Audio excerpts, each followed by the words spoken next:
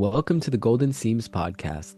I'm Gabe, and along with my co-host Michae, we're thrilled to have you join us on this transformative journey of self-discovery and personal growth. Our podcast is all about helping you uncover your authentic self, find your true calling, and create prosperity in alignment with your deepest values and aspirations. As you know, we're diving deep into the theme of boundaries, a crucial aspect of living authentically and pursuing your true path. We're exploring Melissa Urban's insightful book, The Book of Boundaries.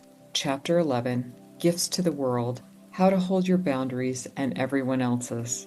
Once you identify the need for a boundary and find the right words to establish it, it might still be that the hardest part is yet to come.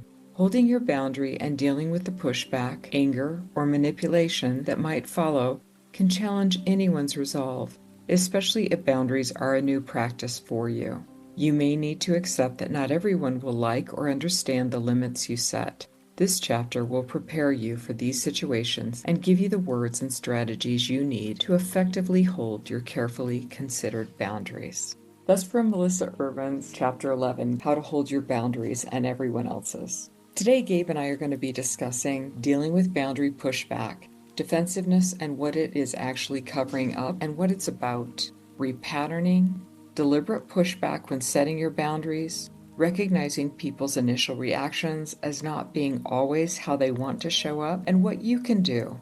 Melissa's 3 small courtesies. We'll also be discussing Melissa's words of wisdom and advice when all else fails and they double down, and key phrases to be empathetic without backing down. We'll be talking about double standards and normal reactions with boundaries that go both ways, Melissa's 2 truths that occur when you consistently set boundaries with others, and why we need to remember it's their boundary, their business, according to Melissa, when someone else sets a boundary with us. What is your responsibility when someone sets a boundary with you? And warning signs you're being punished, manipulated, or they are avoiding you with their boundaries. I'm going to be talking about Melissa's red flags, how to maintain a healthy relationship, stay in your integrity around another person's boundary that may or may not be healthy, why it's natural to feel disappointed when someone sets a boundary with you, and how to convey your disappointment, respect their boundary, and uphold the relationship. We're also going to talk about guilt trips when communicating, and Melissa's framework for honoring others' boundaries while expressing your feelings and needs. Of course, we're going to cover some of Melissa's scripts, helping you to respond if someone is setting boundaries with you, preemptive inquiries, tactics that allow you to understand about others' needs so they don't have to set a boundary with you, and the ultimate golden rule and positive outcomes from others' boundary setting. Melissa says that this section is devoted to helping you navigate responses that might range from the gaslighting, you're being way too sensitive, to the passive-aggressive, we're just trying to help, to the just plain aggressive, how selfish can you be? As she shares with us about dealing with boundary pushback. Melissa tells us generally when you state your boundary with someone, they would immediately confirm their understanding. They would show you respect for the boundary that you've given. That's generally what happens so you can feel good about setting boundaries. Always assume that our conversation partners want to respect our limits. They just need more information about where and how to do so. However, that's not always the case. She says the most common in-the-moment reaction to a boundary is defensiveness. Defensiveness can be a cover-up for embarrassment, guilt, disappointment, hurt feelings, or shock. She tells us someone who reacts defensively might see your boundary as a criticism of them rather than a healthy limit that you are setting for yourself. Or perhaps your boundary request, directly or indirectly, highlights how inconsiderate or rude their behavior has been, which can be very uncomfortable, especially if you're in a group setting. When people react defensively, they're trying to distract or deflect from their own discomfort or negative emotion by somehow shifting blame back to you. The part that really wakes me up in what Melissa's sharing here, Gabe, is the gaslighting. That is such a powerful tactic, a defense strategy, when, in my experience, I have gone to lay down a boundary. I have immediately experienced that, or where they flip it back on me. That one I've definitely lived through. It almost seems like the initiation of that conversation is perceived as an invitation to battle, and then they'll bring their retaliatory boundaries, bring up things that have never been brought up before in that one moment when you're trying to set the boundary. Yes, and not able to stay on point. It's almost opening this sort of closet that's overpacked, or a piece of luggage that is getting checked in airport security and it's just really jam-packed, and they unzip it and just, we're never going to get all this back in here. Yeah. Yeah. I find that very interesting how she nails it with that. No, she's spot on. It's that tendency that sometimes people are hurting or don't realize that they're thinking only about themselves, right? And it's a way maybe to insert themselves as the center point again at a moment when you're trying to set a boundary. And at least in my mind, I don't feel like I'm closed to conversations about relationship dynamics. But I do find it interesting that the moment when I'm trying to set limits is when those conversations come from the other party, and no other time outside of that moment feels True. too coincidental. I also find it very interesting how that flip back reaction and also becomes personal. Oh, yeah. Yes. It starts with a kind request and quickly the gloves come off. Yes, exactly. What I also find another interesting reaction is when we're reacting in that moment, it's almost like there's a filter. They're not even fully hearing what you're saying. They're interpreting what you're saying. Yes. And then they think you said something that you didn't, or they take it out of context. It's literally like bad media.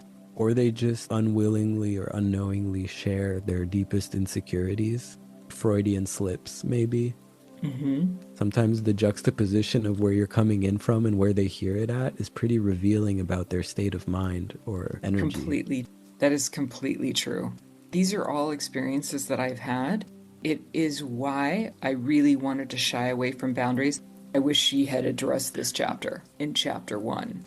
Oh man. Yeah. Starting out with a little bit of warning, or at least sprinkle in some of this knowledge to Yes. warn a little bit. It's good she does include it, but I do think this was really helpful to acknowledge. It would have been great, at least from my experience, if she had sprinkled it throughout. Although I love everything she's given us so much, it's been incredibly beneficial. I would have liked to have had some of these to support me throughout. Right. These tactics that we're going to be discussing in this chapter. It's interesting too, because the boundaries, I can see if I've done a good job at maintaining other boundaries outside of that interaction with somebody who's having a reaction, I'm more capable of neutralizing past patterns of engagement with those energies and seeing it for what it is, reaction of their own to my own boundaries. But I see that like without all those other boundaries for sleep time, relationship, work schedule dynamics, however all that comes in, if I don't have some of that ironed out, and then I find myself in front of somebody challenging my boundaries when I'm trying to set them, it becomes a totally different ball game than if I'm taking care of all of the other boundaries and I show up to one of those situations. Boundaries create a lot of space for me. Yes. And that space gives me room to breathe and to think and pause instead of react.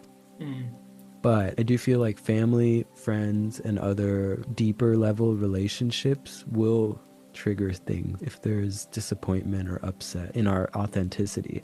True. Very true. I don't think that what we're talking about is the exception. I think this is what people are dealing with and no one's actually talking about it. Perfectly said. Perfect. Melissa says repatterning starts with you. Many negative boundary reactions stem from a lack of witnessing healthy boundaries in action. If we're taught that setting a limit and standing up for ourselves is arrogant, impolite, or greedy, it's only natural that we will apply those same negative labels to someone else when they set a boundary with us. The key is to reframe the boundaries we set as healthy acts of self-care, which makes it much easier to see everyone else's boundaries in that light. This makes me think that the most important thing that I have learned from this book and from applying what Melissa has shared with us is my boundaries aren't about pushing back. My boundaries are about stating my needs. Right. Without extensive explanation, it's simply about stating my needs. In turn, it's made me more aware of other people's needs. Wow. Yes. When I hear someone say to me now something along the lines of, could we do it here or this way? I find myself not taking things so personally or being in a frame of mind of, are they saying that to inconvenience me? I'm hearing That's a genuine need for them. And I'm taking that at face value. It has saved me so much energy in my mental state. I am not trying to tap the wall and read into who they are and what they're doing because I have accepted what they're telling me at face value. Additionally, I am not asking, as if it's a ping pong ball match going back and forth, any details. I am taking what they say at face value. My stress levels have tremendously improved by this single factor of not trying to read between the lines with people I haven't necessarily had a great trusting relationship with, and instead just accepting what they're saying to me. That's awesome. I'm also realizing how much assumptions, almost in the same vein as what you're saying, my mind was preoccupied with a lot of assuming and trying to Figure it out. Yeah, make sense of the unspokens, maybe insecurities from childhood. This feeling something is wrong and somebody isn't telling me, but it might affect me later. It's a conditioning. Definite conditioning. This feels like a huge upheaval and opportunity to reinstall a new operating system in the mind, new updated version of it. And it's giving me, like you said, so much less effort because I'm just giving the authority and autonomy to everybody around me with trust that they will say what they need, what they mean, when they need to. Anything else is not my job to intuit or discern. That hypervigilance, toning down a ton. I have been told multiple times that I am overly responsible for other people. When I went to discuss this with a professional, they explained to me that it was how I was socialized as a child, having to be responsible as the female for all of these things, constantly, constantly, constantly. You need to take care of this, you should help here. You're more responsible than this person in the family, so forth and so on. It created this hypervigilance of being overly responsible, which bled into other areas of my life. It helped me tremendously in my career. It drained me mentally in my life. It's exhausting being responsible for other people. When I started working with clients, I knew that my clients had to take responsibility if they genuinely wanted to have effective change that was long-lasting, that they had to take responsibility for themselves, their thoughts, their words, their actions, who they had in their lives. I knew that I could help them, I could support them, I could help them create pathways and bring solutions, but I also became highly aware that I could not extend it past what I could do. Right. That is where I started to become more aware of where else can I do this in my life. It's become such an ease, exactly as you said, to have that space in my life, take what someone else tells me at face value, knowing it's their responsibility to state a need greater than what they are telling me, that I do not have to figure it out. I think people get addicted to those kinds of relationships and it builds expectation. When you are able to emotionally process on their behalf, it creates a dynamic where they don't realize that that's what's happening. And then they keep coming to almost with an energy of obligation because they know that you know that they're struggling. That creates this connection point. You owe them that. It creates this distorted dynamic. At least I can see that. The boundaries created a space where it allows me to let people be who they are. And like she said, to trust when they show me who they are. Instead of getting triggered, I still get triggered, but less triggered. And I think just seeing that, wow, consciously I made an effort to set a boundary. I've repeated myself. And then I'm watching how they're showing up to me. I lose all interest in continuing engagement because I can read in my thread of text messages or emails, I've already stated this. They're deliberately ignoring me and being pushy beyond what my boundary was. And now that's back. The ball is in their court again. And I've already stated everything that I need to state. Thinking of these situations as they came in after reading this book, I realized that that happens more often than not. People use boldness, shamelessness of the politeness that I think we exercise when we don't set boundaries to start taking like a sledgehammer or like a battering ram through your door with consistent, persistent attempts with veiled kindness. The actions are not respectful or considerate of the communications coming from your side or my side. It's very true. We welcome you to head over to our Patreon and join us as a Golden Alchemist or on the Kintsugi Path, where you'll get access to our transformative deep meditation, powerful subliminal audio, and a custom mandala, all designed to help you manifest the life you truly desire. The combination of deep meditation, subliminal audio, and mandala work creates a powerful synergy. Don't wait to start living authentically. Join the Golden Seams Patreon today and remember who you truly are. What I learned is putting down those consequences, as uncomfortable and as difficult as they are, they provide an opportunity for the other person to reflect. Right. However, when I used to put the consequences down the way I used to put them down, I cannot even begin to tell you the number of really colorful words that, if anyone knows me really well, knows that I wrote the book on those. However, by stating my need, doing it in a clear, kind way, it's enabled me to give them space to think about it. They know that I'm not coming from a place of attack. They don't necessarily like what I'm saying because it's not what they want in the moment. Then they step back because I say the consequence also stated within my need. And then I keep the door open, the other piece of her recipe, which is I'd like to revisit this with you when you feel ready and I feel ready, because you matter. That caveat of let's come back, I want to have a relationship with you, but this is what I need, it changes everything. If I don't want to have the relationship, I can state this has gone past a point that I'm comfortable with. I will be back in touch if I feel it's appropriate. I'm asking you to accept and respect that. Yes. This is the breathing space that boundaries have created, have made it abundantly clear what energies I do and don't want to engage with. And it's pulled the veil back on the mythical monster of obligation through social constructs and conditioning, right? Of politically correct and politeness. Sometimes people can be aggressive without harsh words, being insistent despite a boundary being communicated, and navigating outside of the realm of informed consent, even in conversation, exchange, when to start, when to stop, what to talk about, how. There's so much being revealed about how people conduct themselves and how they respond to boundaries.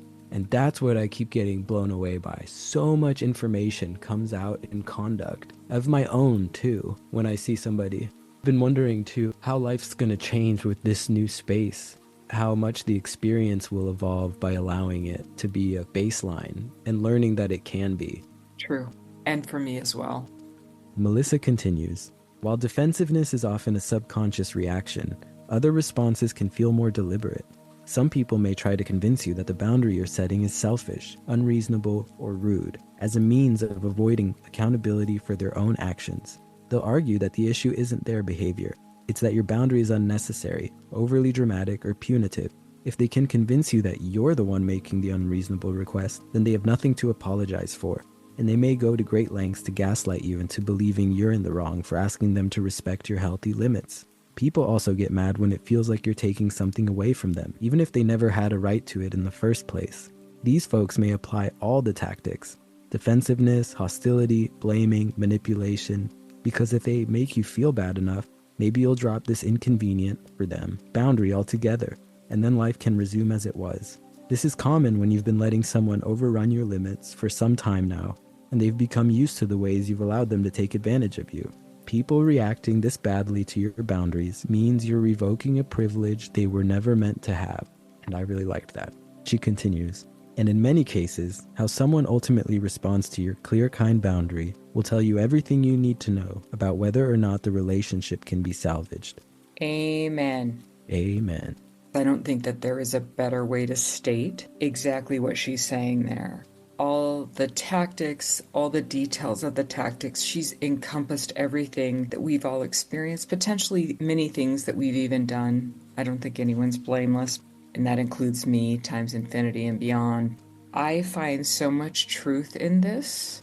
Everything that she has shared there about how someone reacts to your boundaries, I think it tells you everything you need to know. Once you let that shake out, the settle down period, that space, moving past that initial reaction of shock because you never set boundaries before, or if you did, maybe they were flimsy, or just like Gabe and myself, where let it go, let it go, let it go, let it go, explode. Whatever your Yeah. tactic was before, when you go to set the boundary, it will be a surprise. And in some people's minds, a surprise attack. But I also agree with this statement that Melissa says. People's initial reactions aren't always how they want to show up or how they'll continue to behave, as long as you're willing to extend them 3 small courtesies. Thank you for joining us on the Golden Seams podcast. Enjoyed what you heard?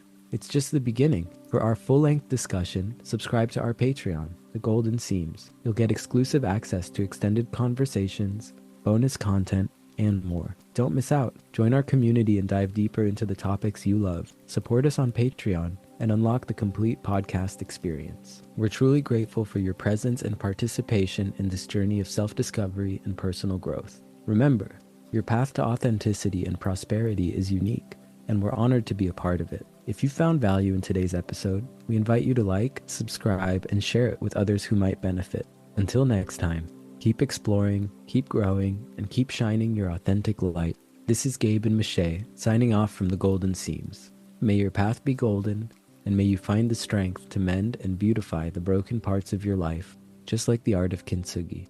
Take care, and we'll see you in our next episode.